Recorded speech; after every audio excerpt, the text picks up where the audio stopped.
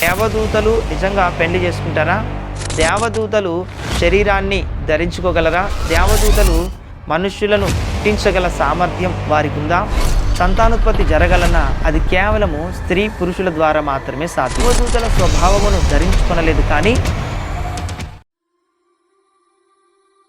Praise the lord. Last వీడియోలో హానోకు గ్రంథం ఆధారంగా దేవుని కుమారులు ఎవరు, నెఫీలీలు ఈ సృష్టిలోనికి ఎలా వచ్చారు, జలప్రలయానికి కారకులు ఎవరు అనే వీడియో మనము చూసాం. ఈరోజు దేవుని కుమారులు ఎవరు, దేవదూతలు దేవుని కుమారుల అన్నటువంటి విషయం గురించి ఈరోజు తెలుసుకుందాం. వాస్తవానికి ఇది చాలా పెద్ద కాంట్రవర్షియల్ టాపిక్. దీని మీద చాలా కాంట్రవర్సీ కూడా సోషల్ మీడియాలో నడుస్తుంది. అయితే దేవుని కుమారులు దేవదూతలు అని చాలామంది చెప్తూ ఉన్నారు. అయితే బైబిల్ ఆధారంగా దేవదూతలే దేవుని కుమారుల వీడియో పూర్తిగా చూడండి. చూసిన తర్వాత మీ అభిప్రాయాన్ని కూడా కామెంట్ రూపంలో తెలియచేయండి. మొదటిగా దేవదూతలు దేవుని కుమారులు అనడానికి ముఖ్య కారణము ఏంటి అంటే, యోబు గ్రంథంలో 1వ అధ్యాయంలో అదేవిధంగా 2వ అధ్యాయంలో దేవదూతలను దేవుని కుమారులు అని ప్రస్తావించడం జరిగింది. మరి మనుషుల కొరకు అదేవిధంగా దేవుని యందు విశ్వాసం ఉంచినటువంటి దేవుని పిల్లల కొరకు కూడా దేవుని కుమారులని వాక్యం కూడా ప్రస్తావించడం పలు చోట్ల మనం చూస్తాం. ఉదాహరణకు, దేవుని ఆత్మచేత ఎందరూ నడిపించబడుదురో వారందరూ దేవుని కుమారులయ్యుందురు అని రోమీయులకు రాసిన పత్రిక 8వ అధ్యాయంలో మనం చూస్తాం.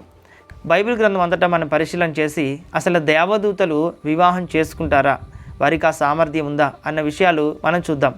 మొదటిగా దేవదూతలు పెళ్లి చేసుకుంటారా, దేవదూతలు పెళ్లికి ఇవ్వబడతారా? లూకాసు వార్త 20వ అధ్యాయం 34వ వచనంలో అందుకు యేసు, ఈ లోకపు జనులు పెళ్లి చేసుకొందురు, పెళ్లికి ఇవ్వబడుదురు అని చెప్పడం మనం చూస్తాం. ఈ సందర్భం ఎక్కడిది అంటే, పునరుద్ధానము లేదు అనే సద్దూకయ్యలు యేసుక్రీస్తు వారి యొద్దకు వచ్చి ఒక ప్రశ్న అడిగారు.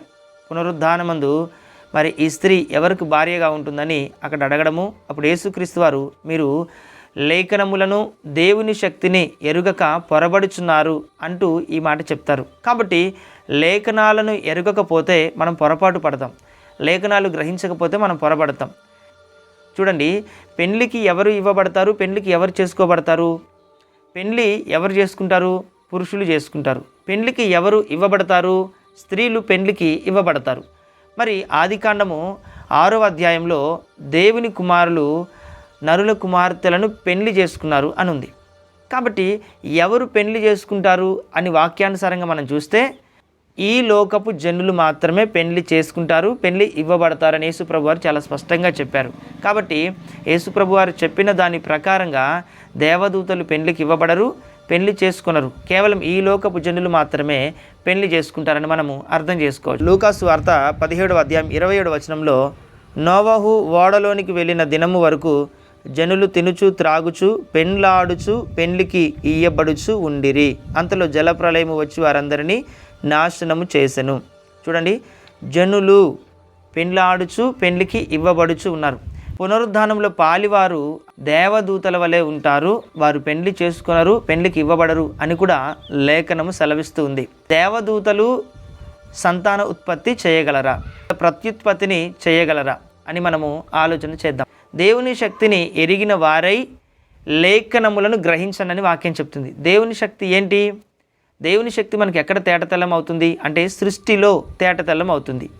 దేవుడు ఆది యందు భూమి ఆకాశములను సృజించిన తర్వాత, సమస్త సృష్టిని చేసిన తర్వాత, సృష్టిని రీప్రొడ్యూస్ చేయడానికి స్త్రీని గాను పురుషుని గాను సృజించాడు. ఆ జంతువులలో కావచ్చు, పక్షులలో కావచ్చు, అదేవిధంగా హ్యూమన్స్లో కావచ్చు, మేల్ అండ్ ఫీమేల్ని దేవుడు సృష్టించాడు. ఇది దేవుని యొక్క శక్తి. ఈ దేవుని యొక్క శక్తి ఏం చేస్తుంది అంటే మరలా సృష్టిని రీప్రొడ్యూస్ చేస్తుంది, పునరుత్పత్తి చేస్తుంది. మరి ఈ శక్తి దేవదూతలకు ఉందా అని మనం ఆలోచన చేసినట్లయితే ఈ శక్తి దేవదూతలకు లేదు, కేవలము సృష్టిలో మానవునికి మాత్రమే ఉంది. ఎందుకు అంటే మరి మనిషి మాత్రమే దేవుని పోలిక, దేవుని స్వభావంలో సృష్టించబడ్డాడు. దేవుని దూతలు దేవుని కుమారులని చెప్పబడింది, కానీ వారు రీప్రొడ్యూస్ చేసే శక్తి వారిలో లేదు. అది కేవలము దేవుడు మానవునిలోనే పెట్టాడు. ఇక మూడోదిగా దేవదూతలు ఆత్మస్వరూపులుగా చెప్పబడుతుంది వాక్యం.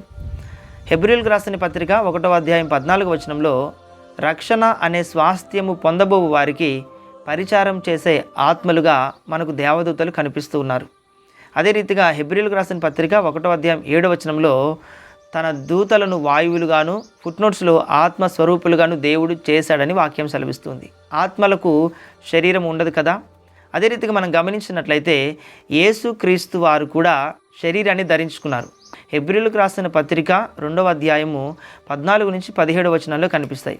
తన పిల్లలు రక్తమాంసములు గలవారైనందున ఆయన కూడా రక్తమాంసములలో పాలివాడు కావలసి వచ్చెను అని వాక్యం చెప్తూ ఆయన దేవదూతల స్వభావమును ధరించుకొనలేదు, కానీ అబ్రహాము సంతాన పోలికను ధరించుకున్నాడని వాక్యం సెలవిస్తూ ఉంది. యేసుక్రీస్తు వారు ఎవరి పోలిక ధరించుకున్నారు? ఆయన రక్తమాంసములలో పాలివాడు ఎందుకయ్యాడు అని మనం ఆలోచన చేసినట్లయితే యేసుక్రీస్తు వారు దేవదూతల పోలిక ధరించుకోలేదు. ఒకవేళ దేవదూతలకు రక్తమాంసములు ఉంటే, దేవదూతలకు శరీరాలు ఉంటే, దేవదూతలకే గనక పెళ్లి చేసుకుని పిల్లలు కానీ సామర్థ్యము, ఆ శరీరము, ఆ రక్తమాంసములు కనుక ఉన్నట్లయితే యేసుక్రీస్తు వారు రక్తమాంసములు ధరించుకోవాల్సిన అవసరం ఏమొచ్చింది? లేదు. కాబట్టి యేసుక్రీస్తు వారు దేవదూతల స్వభావమును ధరించుకొనలేదు, కానీ అబ్రహాము యొక్క సంతానము పోలికను ధరించుకున్నట్లుగా లేఖనాలు మనకి స్పష్టం చేస్తూ ఉన్నాయి. రక్త మాంసములు దేవుని రాజ్యాన్ని స్వతంత్రించుకోలేవు. కాబట్టి యేసుక్రీస్తు వారు మనుషుల పోలికగా కన్య అయిన మరియ గర్భంలో జన్మించారు. మరి దేవదూతలు ఆత్మస్వరూపులుగా వచ్చి ఏ విధంగా స్త్రీలను వివాహం చేసుకోగలరు, వారితో కాపురం చేయగలరు? అదే రీతిగా నెఫీలీలు అనే ఒక జాతిని పుట్టించగలరు? ఈ ప్రశ్నలన్నిటికీ కూడా సమాధానాలు ఏమిటి అంటే, దేవదూతలు దేవుని కుమారులు కాదు, వారు కేవలము మనుషులుగానే మనకు కనిపిస్తూ ఉంది. కాబట్టి ఈ వీడియోపై మీ అభిప్రాయాన్ని కామెంట్ రూపంలో తెలియచేయండి. మరిన్ని కొత్త విషయాలు మీరు తెలుసుకోవడం కోసం మన ఛానల్ని సబ్స్క్రైబ్ చేయండి. Thank you.